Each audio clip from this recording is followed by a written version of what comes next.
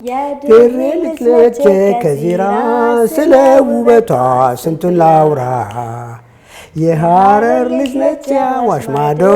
ልቤ ተሰዷል እሷን ወዶ በእናት ባባቷ ቤት በጥሩ ሁኔታ ያለ ቅዝቃዜን አርጋ በሞቅታ የብርቱካኑን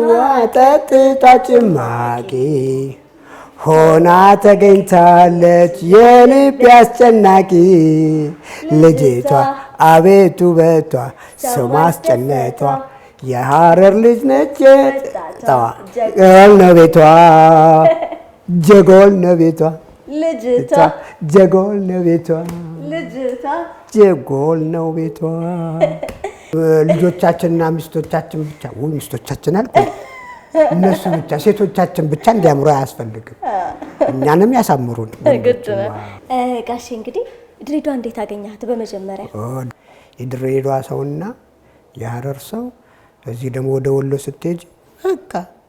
ተመሳሳይ እንደው አንዳንድ ጊዜ ትንሿ ኢትዮጵያ ሲሉ ያናድደኛል ለምን ትልቃለ ፈረንሳይም እኮ ይኖሩበት ነበረ ስለዚህ ዓለም አቀፍ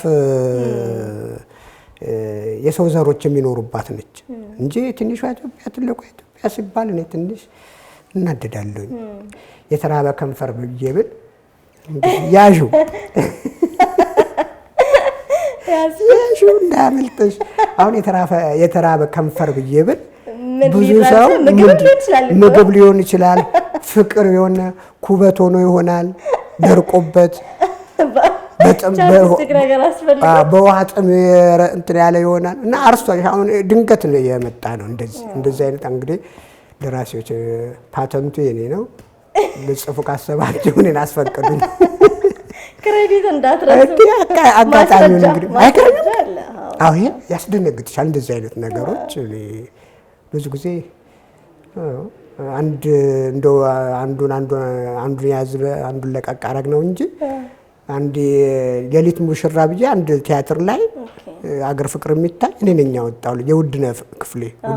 እንግዲህ በኢትዮጵያ ታሪክ ውስጥ የቲያትር ከአስታጥቃቸው ቀጥሎ ያለ ልጅ ነው በጣም እንግዲህ ገና ልጅ ነው